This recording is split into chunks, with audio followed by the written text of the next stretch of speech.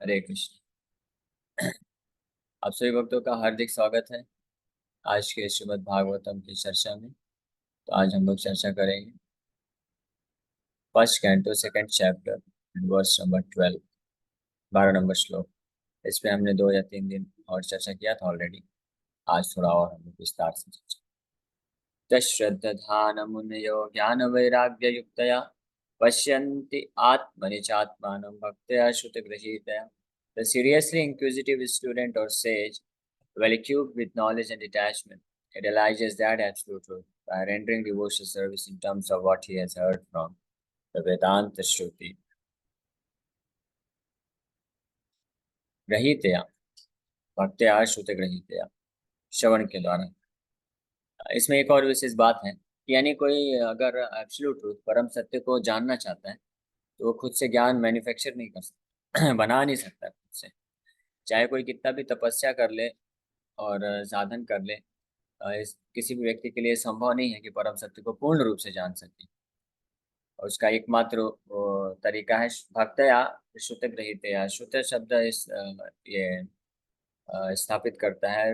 वैदिक शास्त्रों को श्रुति भी बोला जाता है, वहीं से श्रुत ग्रहीतया आया है। तो श्रुति का मतलब होता है which is heard from bonafide spiritual master, जो कि एक प्रमाणिक साधु, प्रमाणिक गुरु, प्रमाणिक आचार्य के द्वारा सुना जाता है। और किस भाव में सुनना चाहिए? भक्तया, यानी विनम्रता और भक्ति के भाव से। तो इस प्रकार से ये भी एक यहाँ पर आपको पता चलता है। The absolute truth is realized in full by the process of devotional service to the Lord Vasudeva, or the personality of Godhead, who is the full-fledged absolute truth. Lord Vasudeva is full-fledged absolute truth, यानी पूर्ण परम सत्य बोल सकते हैं। परम सत्य है, परम सत्य। ब्रह्म ज्योति भी परम सत्य है, परमात्मा भी परम सत्य है, और भगवान भी परम सत्य है। बट भगवान जो है, भगवान वासुदेव या भगवान कृष्ण, वो फुल फ्लेश्ड परम सत्य है, मतलब पूर्ण परम सत्य है। बाकी जो है उनके एक कुछ चीजों के कुछ एस्पेक्ट हैं बस। तो अगर कोई पूर्ण रूप से परम सत्य को रियलाइज करना चाहता है तो उसको केवल और केवल क्या करना पड़ेगा? प्रोसेस ऑफ डिवोशनल सर्विस, भक्ति योग का ही के माध्यम से ही ये इस बात का साक्षात्कार प्राप्त कर सकता है।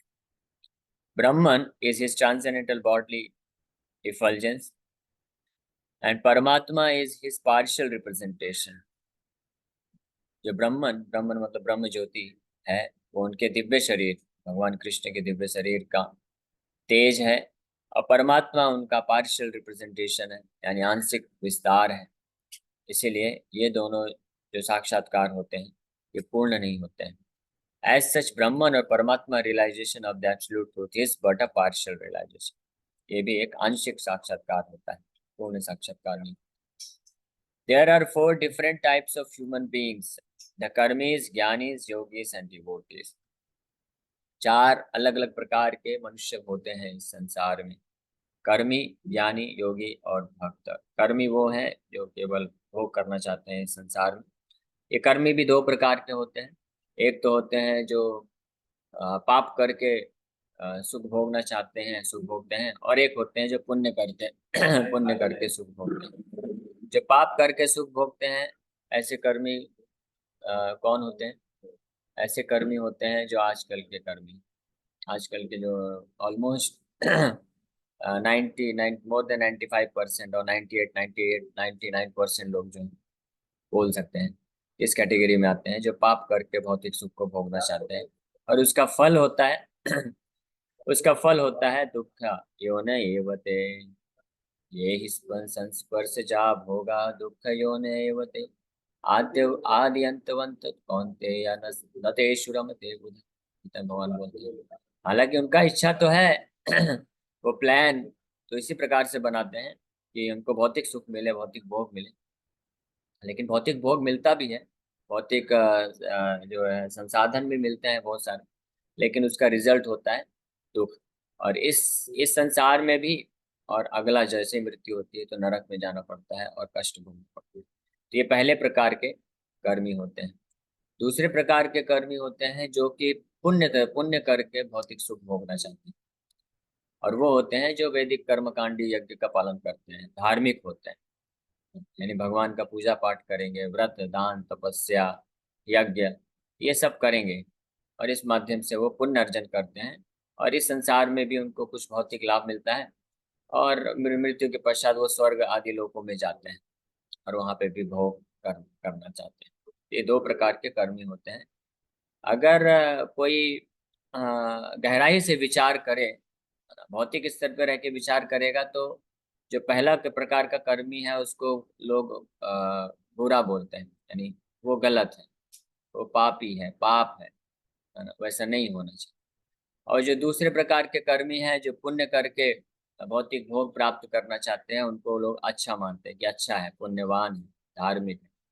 ये भौतिक स्तर पर रह के जो ये कैलकुलेशन होता है, ये गणना। लेकिन अगर कोई आध्यात्मिक स्तर पे जाके गणना करे, इनका तुलना करे और समझे गहराई से, तो वास्तव में वो इस निष्कर्ष पे पहुंचेगा कि दोनों में कोई खास अंतर नहीं है, दोनों एक ही चीज है। यही मंद यही भालो, ये सब मनोभ्रमा। ये जय कविराज गोस्वामी चैतन्य चरितमृत में बताते हैं कि ये अच्छा है ये बुरा है, इस संसार का अच्छा है या बुरा है ये केवल भ्रम है। इस संसार में जो बुरा है वो तो बुरा है ही है, इस संसार का जो अच्छा है वो भी बुरा ही है, उसमें भी कोई अच्छाई नहीं है ना? इसका उदाहरण देते हैं, wet stool and dry stool, कोई खास अंतर नहीं। जैसे गोबर, गाय का गोबर होता है, घर गांव वगैरह में कंडा बनाते हैं, तो जो कंडा बनाया जाता है जिसको फिर चूल्हे में जलाया जाता है, तो जो गीला कंडा होता है और एक सूखा कंडा होता है। तो जो सूखे कंडे को माताएं आती हैं, सूख गया है तो अभी उसको लेके जाना है, चूल्हे में जलाना है, रोटी बनाना है। तो जो गीला कंडा होता है वो उसके ऊपर हंसता है, देखो ये तो जलने के लिए जा रहा है, लेकिन उसको नहीं पता कि उसका भी वही हाल होने वाला है, कुछ समय पश्चात वो भी सूख जाएगा और इस तरह से जाएगा। तो इस संसार का ये जो द्वैत है, ये केवल भौतिक स्तर पर रहने पे ही अलग अलग दिखता है, बट वास्तव में स्पिरिचुअल लेवल पे, स्पिरिचुअल प्लेटफॉर्म, आध्यात्मिक स्तर में जाके ये दोनों ही एक ही वस्तु है, एक ही सिक्के के दो पहलू हैं, हेड और टेल। इस प्रकार की ये कर्मी होते हैं। तो हालांकि थोड़ा अंतर जरूर है कि जो कर्मकांडीय के कर्मी होते हैं और वो भौतिक भोग की उनकी वासना है, लेकिन उनके बारे में एक अच्छा चीज ये हो जाता है कि वो वैदिक साहित्यों का पालन करते हैं, तो एक कनेक्शन इनडायरेक्ट वे में भगवान के साथ हो जाता है। और यही कारण है कि इसके कारण ही वो जब किसी साधु या संत से मिलते हैं, शुद्ध भक्त के संपर्क में आते हैं, तो उनको श्रद्धा हो जाती है, उनको लगता है कि ये भी धार्मिक है और हम भी धर्म का पालन कर रहे हैं। मतलब वो सोचते हैं, हालांकि वो मटेरियल प्लेटफॉर्म में ही सोचते हैं, भौतिक स्तर का ही उनका गणना होता है। वो सोचते हैं कि ये जो साधु संत हैं ये भी धर्म का पालन कर रहे हैं, हम भी धर्म का पालन कर रहे हैं, और दोनों का उद्देश्य एक ही। लेकिन दोनों में जमीन आसमान का अंतर है। जो कर्मकांडी होते हैं, जो भौतिक कर्मी होते हैं, वो वैदिक साहित्यों का यज्ञ दान तपस्या कर्म पूजा आदि ये सब का पालन करते हैं भोग को प्राप्त करने की इच्छा से। या इमाम पुष्पिताम वाचम प्रवदन्ति अवपश्यता वेदवादरतः पार्थ नान्यत् इति वादिनः कामात्मना स्वर्ग पर। कामात्मना यानी काम वासनाओं को पूर्ण करना चाहते हैं, स्वर्ग पर, अल्टीमेट गोल, अल्टीमेट लक्ष्य स्वर्ग जाना है, भोग को प्राप्त करना है। और वो सोचते हैं कि इसके अलावा और कुछ नहीं है वैदिक साहित्यों का उद्देश्य, या धर्म का उद्देश्य, या साधु संतों का जो उद्देश्य है, भगवान के आने का उद्देश्य, ये केवल यही जानते हैं। इसलिए जब कोई प्रामाणिक साधु या भगवान का शुद्ध भक्त भी ऐसे लोग के पास जाता है, तो वो लोग उसको भी उसी दृष्टि से देखते हैं।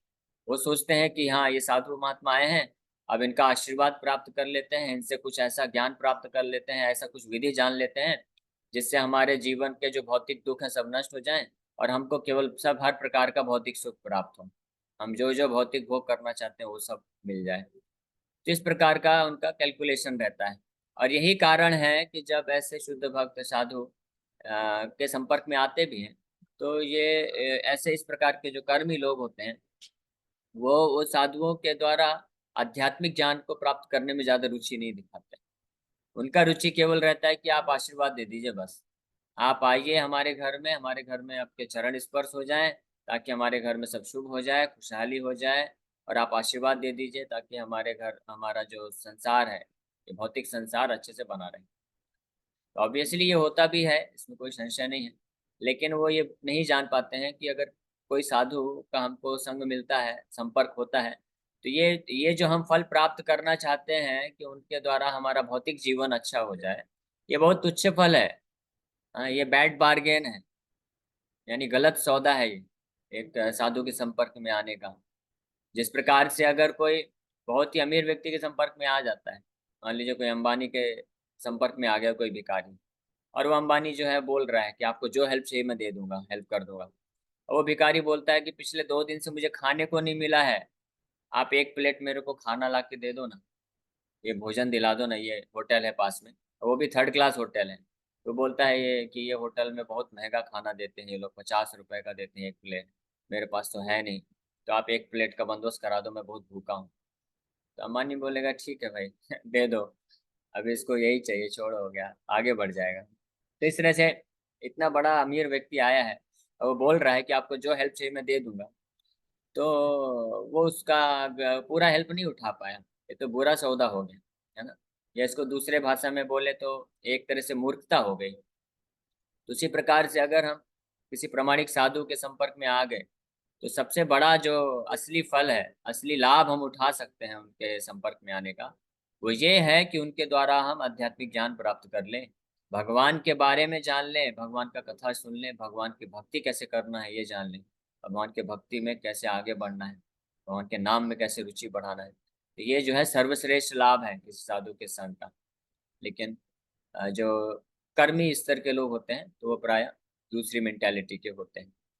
लेकिन ये दो प्रकार के जो कर्मी मैं बताया अभी, तो इसमें से जो दूसरे प्रकार के कर्मी हैं, यानी कि जो वैदिक फॉलोवर हैं, उनका एक अच्छा चीज ये है, हालांकि दोनों में कोई अंतर नहीं है, दोनों एक ही चीज है ना, चाहे पाप हो या पुण्य हो, दोनों को ही भौतिक संसार में रहना पड़ेगा, जन्म मृत्यु का सामना करना पड़ेगा, और ये जन्म मृत्यु के बीच में जितने भी दुख आते हैं सबको झेलना पड़ेगा।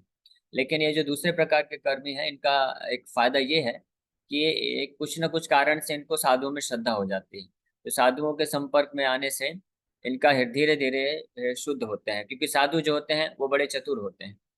वो जानते हैं कि हालांकि ये तो कर्मी है, इसको भौतिक भोग चाहिए, है ना, ये अभी आध्यात्मिक ज्ञान सुनेगा नहीं, समझेगा नहीं, तो उसको उसके ही तरीके से ऐसा भगवान का भक्ति देंगे कि उसको पता भी नहीं चलेगा कि वो भगवान की भक्ति में आगे बढ़ जाएगा।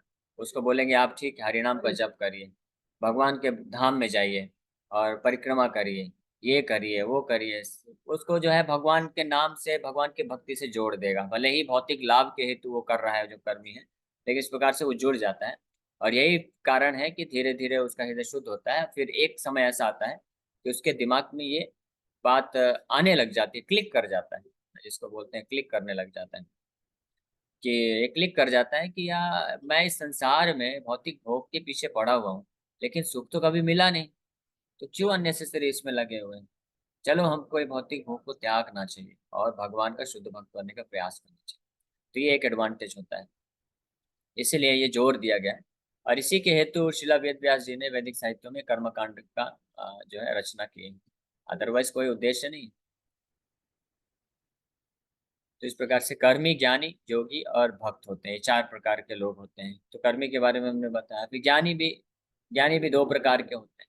ज्ञानी मतलब जो ब्रह्मवादी होते हैं, निराकारवादी और मायावादी। तो ब्रह्मवादी और मायावादी 2 प्रकार के ज्ञानी होते हैं, तो इसके बारे में ऑलरेडी मैं बता चुका हूँ कई बार, तो इसमें डिटेल में नहीं जाएंगे। और योगी होते हैं वो लोग अष्टांग योग करते हैं और सिद्धियों को प्राप्त करना चाहते हैं। ये योगी भी 2 प्रकार के होते हैं। एक प्रकार के योगी होते हैं जो वास्तव में योग साधन करते ही हैं इसलिए ताकि हमको अष्ट सिद्धियां मिल जाए, या अष्ट सिद्धियों में से जितनी भी सिद्धि मिल जाए, ताकि हम अपना कुछ पराक्रम, चमत्कार दिखा के बहुत सारे फॉलोवर बना सके, नाम कमा सके, और फिर उनके माध्यम से हम भोग कर सके। तो वस्तुतः ये योगी जो हैं, अच्छा ये ज्ञानी है या कर्मी है, तीनों में कोई डिफरेंस नहीं, वो एक ही चीज है। भले ही योगी, लोगों को, साधारण जनता को ऐसा लगता है कि अरे ये बहुत महान तपस्वी, बहुत महान योगी हैं, हिमालय की गुफा में बैठ के कई सालों से इन्होंने योग साधन किया है ना। तो लेकिन वो बाहरी दृष्टिकोण है, भौतिक गणना है। आंतरिक चीज क्या है? अगर वो योगी के हृदय में ये चीज है कि मैं अष्ट सिद्धि प्राप्त करूंगा योग साधना से, और फिर उस अष्टसिद्धियों का पराक्रम चमत्कार दिखाकर लोगों को आकर्षित करूंगा, फिर उनके माध्यम से मैं भोग करूंगा इस संसार में, है ना। भोग भी अलग अलग प्रकार से होता है। जो जो स्थूल तरीके जो कर्मी होते हैं वो बाहरी इंद्रियों के माध्यम से भोग करते हैं। अपनी जो इंद्रियां होती है, स्थूल शरीर होता है, उसके माध्यम से भोग करना चाहते हैं। लेकिन जो ज्ञानी और योगी होते हैं, ये लोग सूक्ष्म इंद्रियों का भोग करते हैं, मन बुद्धि अहंकार का भोग करते हैं। तो इसमें कोई डिफरेंस नहीं है ज्यादा, एक ही चीज है, दोनों ही भोग वृत्ति में आता है। और दूसरे प्रकार के योगी होते हैं जो कि वास्तव में योग साधना करते हैं सिद्धियों को प्राप्त करने के लिए नहीं। उनका उद्देश्य रहता है कि मैं परमात्मा को रियलाइज करना चाहता हूँ, भगवान परमात्मा का साक्षात्कार प्राप्त करना चाहता हूँ। इस उद्देश्य से, इस शुद्ध विचार से वो लोग योग साधन करते हैं। लेकिन कभी कभी ऐसा होता है, ये दूसरे प्रकार के योगी भी होते हैं, वो विचलित होने का चांसेस रहता है। क्योंकि जब वो योग योग साधन करते हैं और इस प्रकार से प्रगति करते हैं, तो कुछ समय पश्चात योग साधन के बल पे अष्ट सिद्धियां प्राप्त होने लग जाती हैं। और वो अष्ट सिद्धियों को प्राप्त करके अगर वो विचलित हो गया और इसी को ही सर्वश्रेष्ठ मान लिया, लक्ष्य मान लिया, तो वो वापस से भोग में लग सकता है। अगर बच गया भगवान की कृपा से या किसी कारणवश, और वो इस अष्ट सिद्धियों को नेग्लेक्ट कर देता है, इनको पालन नहीं करता है, इसका चमत्कार का यूज नहीं करता है और केवल अपने योग साधन में लगा रहता है, तो फाइनली जाके वो परमात्मा को साक्षात्कार कर सकता है। तो ये तीनों प्रकार के जो हैं, कर्मी ज्ञानी और योगी, ये तीनों एक ही कैटेगरी के लोग हैं, इनको काम ही बोला गया है। कृष्णदास कविराज गोस्वामी बहुत क्लियरली, देखिए, ये हमारे जो वैष्णवाचार्य हैं, विशेष रूप से गौड़ी वैष्णवाचार्य हैं, ये मैं इसलिए इनके गुणगान के बारे में इसलिए नहीं बोल रहा हूँ क्योंकि हम लोग इस परंपरा में हैं। लेकिन अगर कोई भी तटस्थ होकर के, उदासीन होकर के बाहर से ऑब्जर्व करेगा, तो समझ पाएगा कि गौड़ी वैष्णवाचार्य, कोई भी वैष्णवाचार्य है किसी भी संप्रदाय के, वो बहुत महान है और शुद्ध भक्त हैं, इसमें कोई संशय नहीं। लेकिन गौड़ी वैष्णवाचार्य जो हैं, वो एक बहुत ही विशेष रूप से रत्न की तरह सबके सामने बाहर प्रकट होके आते हैं। क्योंकि उनकी विशेषता ये है कि उनका जो इस प्रकार से विश्लेषण है, एनालिसिस है अ, आध्यात्मिक स्तर पे, कि इतना परफेक्ट है, इतना निचोड़ उनका इतना परफेक्ट है, निष्कर्ष इतना परफेक्ट है कि उसमें कोई संशय ही नहीं उत्पन्न हो सकता है। बड़े क्लियर तरीके से, क्लियर कट तरीके से क्या खरा है क्या सही है, वो व्यक्ति समझ सकता है, जान सकता है। कविराज गोस्वामी कितना सुंदर एक छोटे से प्यार में, बंगाली श्लोक में बहुत क्लियर ये तीनों ये चीज बता दी, जो मैं भी पिछले 20-25 मिनट से समझा रहा हूँ। तो उसको बड़े सिंपल तरीके से बताते हैं कि भुक्ति मुक्ति सिद्धि कामी सकल शांता, कृष्ण भक्त निष्काम तैव शांता। भुक्ति मुक्ति सिद्धि कामी, ये जो भुक्ति भोग, ये कर्मी है, भुक्ति भोग कर जाते हैं। मुक्ति, ये ज्ञानी लोग मुक्ति चाहते हैं। और सिद्धि, जो योगी लोग हैं, सिद्धियां चाहते हैं। ये सब के सब क्या है, कामी है। दे ऑल आर लस्टी, काम वासना है इनके अंदर। और इसलिए यही कारण है कि सब के सब अशांत हैं। भले ही गुफा में जाके वो तपस्या में लीन है, लेकिन मन जो है अशांत है, क्योंकि मन में वासनाएं भरी पड़ी हैं कि कब मुझे सिद्धि मिलेगी, कब मैं अणिमा लघिमा प्राप्ति कामा वसायति, ये सिद्धि प्राप्त करूंगा और कुछ चमत्कार दिखा सकूंगा, कुछ करके दिखाऊंगा कि मैं अलग हूँ कुछ। तो इस प्रकार से ये काम वासना है हृदय में, इसीलिए उनका मन अशांत रहता है। लेकिन दूसरे लाइन में बहुत सुंदर बताते हैं, कृष्ण भक्त निष्काम तयेव शांत।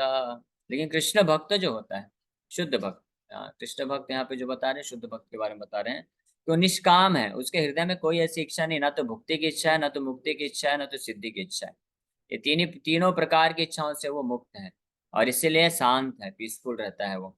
और पूरी तरह से जब इस प्रकार से शांत है, शांत होने का मतलब है उसकी इंद्रियां और मन संयमित रहती है पूर्ण रूप से।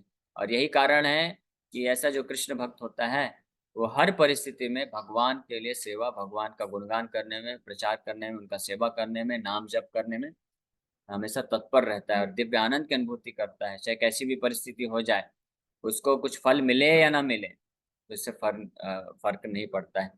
तो इस प्रकार के ये चार कैटेगरी के मनुष्य होते हैं। चौथा जो है डिवोटीज, द डिवोटीज। यहाँ डिवोटीज जो है निश्चित रूप में शुद्ध भक्त की बात की जा रही है। बट ऑफ कोर्स अगर कोई शुद्ध भक्त नहीं भी है, तो वो इस मार्ग में है, शुद्ध भक्त बनने के प्रोसेस में है। विशेष रूप से ऐसे भक्त जिनके हृदय में अभी अनर्थ है, लेकिन जो इन अनर्थों से, इन बुरे विचारों से मुक्त करके शुद्ध भक्त बनने का इच्छा रखते हैं, वो भी जो है इसी कैटेगरी में ही आते हैं। उनको कंपेयर किया गया है जैसे हम सब लोग हैं। हम लोग जो भी इस्कॉन में विशेष रूप से दीक्षा लेते हैं और साधन करते हैं, साधक कहलाते हैं, तो उनसे ये एक्सपेक्टेड है, ये आशा की जाती है कि वो उनका जो जीवन का लक्ष्य होना चाहिए शुद्ध भक्त बनना होना चाहिए।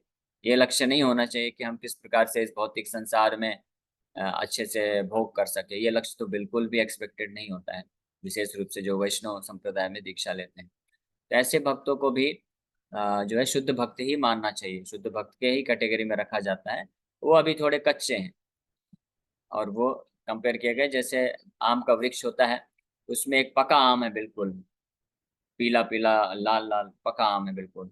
वो जस्ट उसको अभी आप तोड़ के भगवान के चरण कमलों में ऑफर कर सकते हैं, भगवान को अर्पण कर सकते हैं। और एक आम है जो हरा हरा है, अभी कच्चा है। तो लेकिन अगर वो कच्चा आम पेड़ में लगा रहेगा तो स्वतः ही कुछ समय पश्चात पक जाता है, भगवान को उसको अर्पण किया जा सकता है। तो इसी प्रकार से ऐसे साधक, ऐसे भक्त जिनके हृदय में अभी अनर्थ है, वो उनको भी काम, क्रोध, लोभ, मोह, मद, मात्सर्य ये सब सताते हैं। लेकिन उनकी इच्छा है कि हम इन सब से मुक्त होना चाहते हैं, और इसके हेतु वो बड़े ही दृढ़ता पूर्वक भगवान के नाम का आश्रय लेते हैं, मन के चरण कमलों का आश्रय लेते हैं, और श्रवणम कीर्तनम ध्यान पूर्वक सावधानी से करते हैं। तो निश्चित रूप में ये जब वो प्रोसेस करते रहेंगे, तो एक दिन ये सारे अनर्थ वाइप आउट हो जाएंगे, नष्ट हो जाएंगे, और वो भी बिल्कुल प्योर जो है, शुद्ध है, भक्त बन जाएंगे, उस आम की तरह जो पूरी तरह से पक गया है, पीला और लाल कलर का, जिसको तोड़ के आप बढ़िया अच्छे से धुल के तुलसी मंजरी डाल के भगवान कृष्ण को अर्पण कर सकते हैं, खिला सकते हैं। तो इसी प्रकार से हम अभी इस प्रैक्टिसिंग डिवोटी हैं, साधक हैं, और अगर हम दृढ़ता पूर्वक भगवान के नाम का जप करते हैं, आगे बढ़ते हैं, तो एक दिन हम भी वो शुद्ध भक्त बन सकते हैं, जिनको फिर हमारे जो आचार्य हैं, गुरु महाराज हैं, प्रभुपाद जी आचार्य हैं, वो हमको लेके जाएंगे और भगवान के चरण कमलों में अर्पित कर देंगे, उनके नित्य सेवा में नियोजित कर देंगे। ठीक है, मेरे ख्याल से इसी के साथ हम लोग विराम करते हैं। आज हमने केवल इस तात्पर्य का 4 लाइन ही किया है, लेकिन इसमें बहुत सारी कुछ इंपॉर्टेंट चीजें थी, तो इसलिए मैं डिस्कस कर लिया। ओके, कल इसको और हम लोग आगे। हरे कृष्णा। आपके कोई प्रश्न है तो पूछ सकते हैं। हाँ जी, आवाज आ रही ना?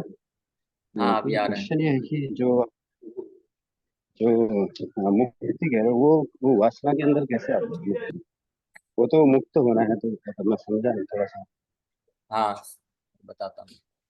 क्योंकि उसमें भी वासना के अंदर इसलिए है, क्योंकि जब कोई व्यक्ति संसार में भौतिक तरीके से भोग कर करके समझ जाता है कि इस तरीके से मुझे भोग नहीं मिलने वाला है, हाँ, इसमें केवल दुख ही दुख है, यानी थोड़ा बुद्धि आ जाती है, थोड़ा तो ज्ञान उसके पास आ जाता है, तब वो सोचता है कि इस तरीके से भोग नहीं मिलेगा, अब मुझे क्या करना चाहिए, ब्रह्म में लीन हो जाना चाहिए, भगवान बन जाना चाहिए।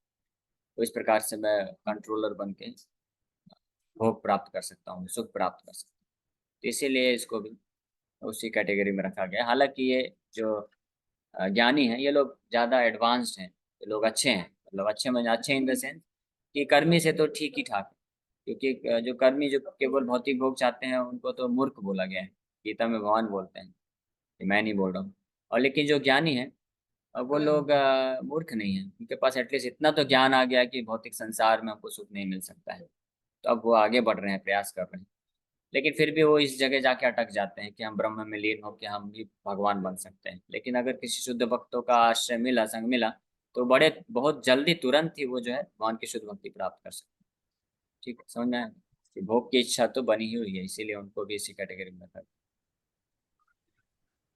हाँ, हरे कृष्णा यस, प्रभु जी। यस मेरा देवजी। एक प्रश्न है प्रभु जी।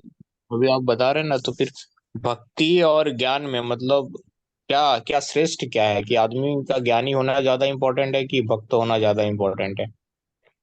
ऑफ कोर्स, इसमें कोई संशय नहीं है, क्योंकि ज्ञानी भक्त होना होगा ही तो सबसे। उसे सब कुछ कर सकता है ना, विथ नॉलेज, शिक्षा रहेगी तभी तो बाकी के सारे काम कर सकता है। भक्ति रही ओके रहेगी ओके, सिर्फ, वो शिक्षा नहीं रहेगी तो फिर वो कैसे आगे बढ़ेगा? हाँ हाँ, ठीक है, मैं समझ गया। तो इसमें कोई संशय नहीं है, भक्ति ही सर्वश्रेष्ठ है, और भक्ति ही सर्वश्रेष्ठ है। लेकिन आप जो पूछ रहे हैं कि भक्ति रहेगी लेकिन ज्ञान नहीं रहेगा, यानी वो भक्ति असली भक्ति नहीं है, वो कच्ची भक्ति। क्योंकि अगर शुद्ध भक्ति किसी के हृदय में है, कोई शुद्ध भक्त है, तो उसके पास ऑलरेडी संपूर्ण ज्ञान होता है। ये ऑलरेडी इसी चैप्टर के पिछले 6-7 नंबर श्लोक में सूत गोस्वामी वर्णन कर चुके हैं ना। वासुदेवे भगवती भक्ति योगा प्रयोजिता जनयत्याशु वैराग्यम ज्ञानम च यद अहेतुकम। जनयत्याशु वैराग्यम ज्ञानम च यद अहेतुकम। अहेतुकम मतलब स्वाभाविक रूप में, उसको अलग से एफर्ट नहीं लगाना पड़ता है। जो भगवान वासुदेव की शुद्ध भक्ति करता है, कैसी भक्ति? सवई पुंसा परो धर्म यतो भक्तिरधोक्षजे अहेतुकी अप्रतिहता ययात्मा सुप्रसिद्धति। अहेतुकी अप्रतिहता भक्ति जो करता है भगवान वासुदेव की, यानी शुद्ध भक्ति करता है, तो अपने आप ही ज्ञान और वैराग्य दोनों प्रकट हो जाते हैं, उनके रिजल्ट हैं, या उनके दास दासियां बोल सकते हैं। और वहीं दूसरी ओर अगर किसी के पास ज्ञान और वैराग्य है, तो जरूरी नहीं उसके पास भक्ति। हरे कृष्ण प्रभु जी। प्रभु जी, जो भक्त का आपने कैटेगरी बताया, उसमें कौन से भक्त के ऊपर भगवान सबसे ज्यादा कृपा करते हैं और कौन से भक्त उनको प्रिय होते हैं? उसमें घर सबसे गृहस्थी ज्यादा, भी। हाँ, तो घर गृहस्थी ब्रह्मचारी सन्यासी भगवान ने ऐसा नहीं बताया कि जो सन्यास ले लिया है वो सबसे मेरा प्रिय है, और जो गृहस्थ वाला है वो तो थर्ड क्लास भक्त है। ऐसा भगवान कहीं नहीं बोले। आप गीता का 12वें अध्याय में पढ़िए, भगवान बताते हैं कि कौन सा, किस प्रकार का भक्त मुझे अतीब में प्रिय, मुझे बहुत प्रिय है। तो उसके लक्षण बताते हैं। जो हर प्रकार से अपने इंद्रियों को संयमित करता है और केवल मेरी सेवा में लगता है, वो मेरे को बहुत प्रिय है। जो हर सर्वभूतेषु, सबको समभाव से देखता है, सबके ऊपर दया का भाव रखता है, यानी सबके ऊपर सबको प्रचार करता है, मेरे से जोड़ता है, वो मेरे को बहुत प्रिय है। और जो दुख में विचलित नहीं होता, दुख आने पे मेरा भक्ति नहीं छोड़ता है, सुख आने में भी मेरा भक्ति नहीं छोड़ता, समभाव से वो भक्ति में लगा रहता है मेरे। यानी सारांश रूप में अगर बोलें, किसी भी परिस्थिति में जो धैर्य और उत्साह के साथ भगवान के नाम जप, भगवान के सेवा में लगा रहता है, वो भगवान को अत्यंत प्रिय है भक्ति। इसलिए ये है। अन्य हरे कृष्ण। अभिलाषिता शून्यम, ऐसा भी फिर उसमें बताते हैं कि जो हर प्रकार की अन्य इच्छाओं से मुक्त है और केवल कृष्णानुशीलन, केवल भगवान कृष्ण को संतुष्ट करने के हेतु वो कार्य करता है, ऐसा भक्त भगवान को अत्यंत प्रिय है। हाँ प्रभु जी, जैसे शुद्ध भक्ति की बात की जाती है तो जैसे गोपियां थी, तो कहते हैं कि ज्ञान और वैराग्य अपने आप आ जाता है उसमें। तो इससे हाँ, हम क्या ऐसे भी समझ सकते हैं, जैसे जब उद्धव जी मिलने आए थे गोपी से, तो उन्होंने कोई भी शास्त्र नहीं पढ़े थे, लेकिन उद्धव को इतना अच्छे से सारा ज्ञान देती है, तो क्या ये ऐसे ही अपने आप ही आ जाता है बिना पढ़े? यस यस यस, ये परफेक्ट एग्जाम्पल है कि उद्धव तो बहुत कुछ शास्त्र पढ़ के आए थे, बृहस्पति जी से सीख के आए थे। बृहस्पति जो देवताओं के गुरु, उद्धव जी उनको गुरु बनाए और सब कुछ सीख के आए। लेकिन गोपियों के पास जाके गोपियों से उन्होंने ज्ञान लिया, गोपियों के शिष्य बन गए। तो ये परफेक्ट एग्जाम्पल है। पढ़ने का आवश्यकता नहीं है, केवल सुनने मात्र से सब कुछ हो जाता है। लेकिन एक आपको ये बात समझना पड़ेगा कि यहाँ पे जो हम चर्चा कर रहे हैं वो शुद्ध भक्तों की बात चल रही है। हमको निश्चित रूप में पढ़ने की आवश्यकता है। और यहाँ पे जो ज्ञान की बात की जा रही है, वो ये भागवत और गीता का ज्ञान नहीं है। यहाँ पे जो ज्ञान की बात की जा रही है, ब्रह्म ज्ञान की बात की जा रही है। भागवत कोई पढ़ता है, गीता कोई पढ़ता है, चैतन्य चरितमृत पढ़ता है, रामायण पढ़ता है, तो ये जो है ज्ञान मार्ग नहीं है, ये शुद्ध भक्ति का मार्ग है। ये हमेशा आप लोग को ध्यान रखना चाहिए कि आप इसको कंफ्यूज मत होइएगा।